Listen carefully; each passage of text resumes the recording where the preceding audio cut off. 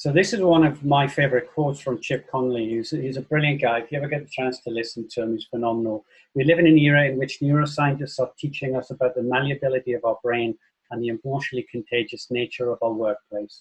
We're all human. It's the most important neglected fact in business. Now, this is especially true when our teams are virtual. We have this kind of real need for human connection. And we know that strong connection improves business outcomes. It's really that simple. Paul Zak, who's a neuroeconomist, says that, in his work, teams that have a strong sense of trust and a high degree of purpose outperform their peers every time. So, in the sort of the world that we're in at the minute, where many of our team members are now virtual, we've got to work that much harder. And in this first sort of module, I thought I would focus on what makes individuals thrive.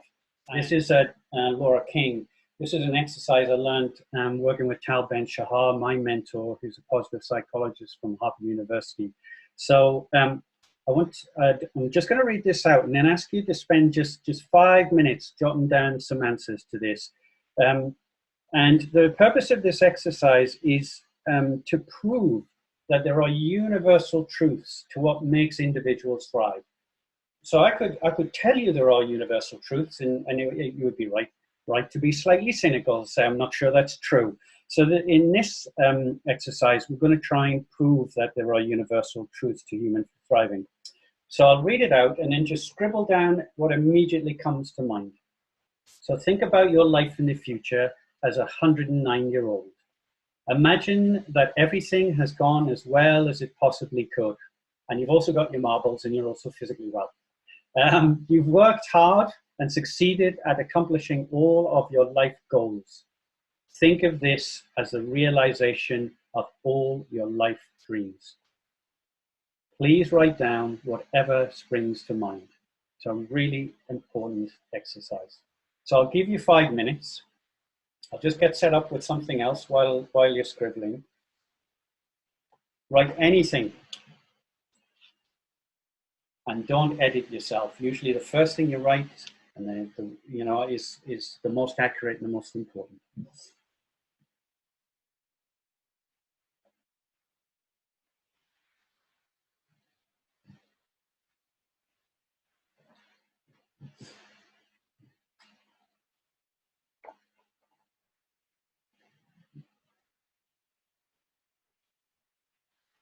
So just looking at the clock.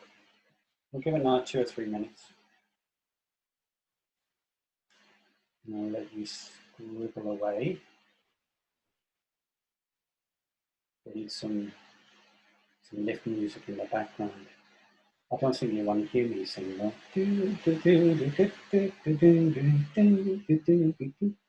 Terrible.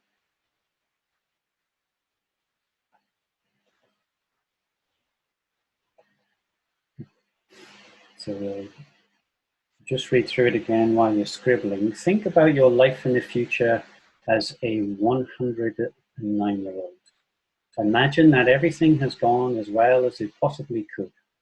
You've worked hard and succeeded at accomplishing all your life goals.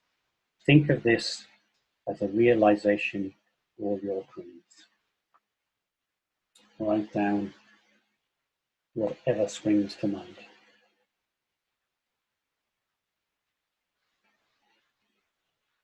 Okay. Now, normally I take about 5 or 10 minutes, but this being a virtual delivery, we thought I'll do something a little bit more quickly. So Abby's already beat me to the punch. So Abby, you get 10 points and 3 bags of cheesy Wotsits. That's phenomenal. If you could do me a favor, and in the chat box, just write, just note down the sort of key themes that came up. So Abby's kind of done this perfectly. Talked about, family. So family, big one, big theme. Travel, sense of peace. So for everybody else, just 2 or 3 key themes. Just throw them up, and then let's see where we get to. So now I'm asking you to type in the chat box as well as scribble everything down. All of this hard work. Just give that a couple more minutes. See what else comes up.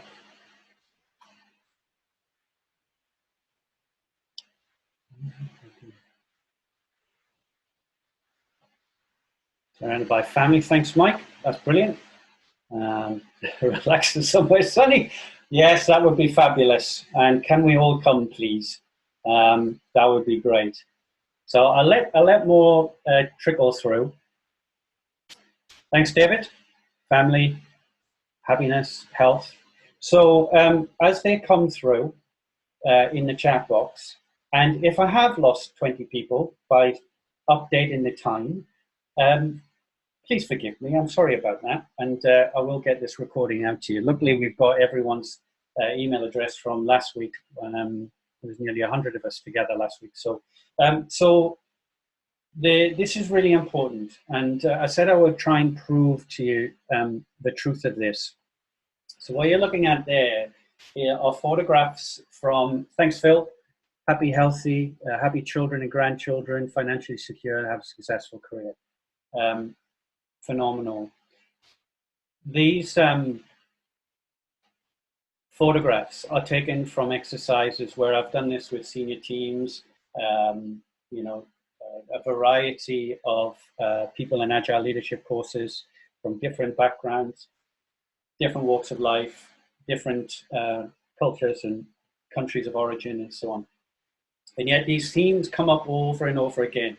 And what Phil and Dave, Mike and Abby have started to articulate are these kind of universal truths about what makes individuals thrive.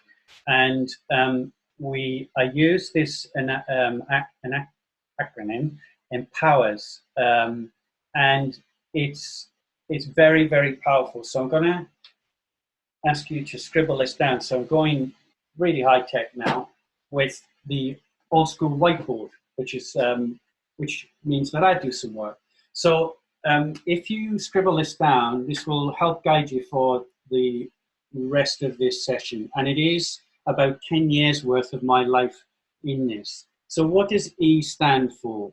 What are these universal truths? And the answer is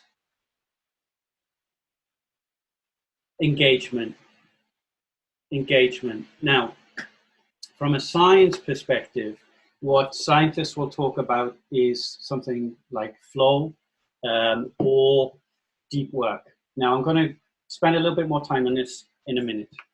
The next one will come as no surprise, meaning and purpose. Now, probably the first time I saw that articulated was with Marty Seligman from Positive Psychologist. But one of the best books I've read on meaning was by Emily Esfahani Smith. So what about the next one?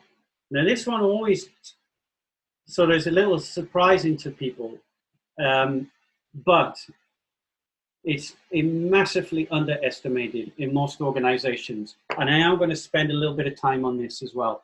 Positive emotion. So we've got engagement, meaning and purpose, which I think speaks for itself. We need a sense of meaning in our lives, and we need to experience positive emotion. Now, this one and this one, engagement and positive emotion, we're going to spend a little bit of time on. Okay, I'll just make sure you can see this. O stands for others. And what I mean by that is relationships and belonging. There's a colleague of Martin Seligman that said others matter. We're starting to understand that others matter so much. You know, from social cognitive neuroscience, it's literally a survival mechanism in the brain. W stands for wisdom, or mastery is another good word. So I think Dan Pink's book on mastery, let me see if I've got it here, which I do. So he wrote Drive, Daniel Pink, and he talked a lot about mastery, autonomy, you know, so wisdom is really, really important, this sense of personal growth. Now, the next one usually surprises people, and it's exercise. Now, why would I talk about exercise when I'm talking about human thriving? Well, it turns out there's a chap called John Ratey who wrote an extraordinary book called Spark, that exercise is not about keeping your body healthy. We now understanding that exercise is profoundly important for brain health. So when you exercise, your brain creates a chemical called brain-derived neurotropic factor, and that triggers neurogenesis, the creation of new brain cells. And so for all of us, particularly in this virtual world, most of us are sitting on our bums at the minute. And John says that's the equivalent of sort of firing on 3 cylinders. Okay, let's keep going. So resilience. Gosh, right and sideways will not be one of my core strengths. Resilience. A great book is Grit. Angela Duckworth is probably the leading researcher into resilience. We are being tested right now, and there is no doubt in my mind that resilience for most people is being tested, and it is a muscle. So you can improve your resilience and your grit with practice. And then finally, safety. This is Simon Sinek's book, Leaders Eat Last, and safety, by which I mean psychological safety. We're starting to understand that psychological safety is critical to thriving. It's critical to a sense of well-being and so on and so forth. So that's the Empowers model. There's a huge, as you can see, there's a lot of research behind it. I picked only one book per topic, but there are many, as you can imagine. Now let's link it back to the answers very quickly. So when we talk about travel and being in nature and travel, we're often talking about times when we're at peace, so we're experiencing positive emotion, or in a place of flow. So you'll often hear people who go on skiing holidays that they're just totally in the moment. When they're skiing down the mountain, they forget about all of their problems. That's a flow experience. Leaving a legacy, making a difference, family, that's all about having a sense of meaning and purpose. Successful career, that's about, you know, having made an impact. That's about it's meaningful and purpose. Enjoying the moment, peace, happiness, they're all positive emotion. A lot of people mention family and children and grandchildren. That's obviously others matter, relationships and so on. And then personal growth. Personal growth comes from travel, comes from your career. It comes from giving kind of certain, I suppose, impacts in the world as you go along. You know, so wisdom, mastery, personal growth. And then exercise is linked directly to, I want to end my life still healthy and upright. Die with my boots on, which is a phrase that I've heard a few times. And for me personally, resilience is a big one. I think leaving the corporate world in the safety of the corporate world, and then building a couple of businesses, going through 2008 global financial crisis and stuff like that. Certainly I got to test my resilience muscles. It has been a hell of a ride. So I just wanted to share that with you, that your core drivers are exactly the same as the people who are working in your teams all around the world. These universal truths, I've tested this many times, I see over and over again. So.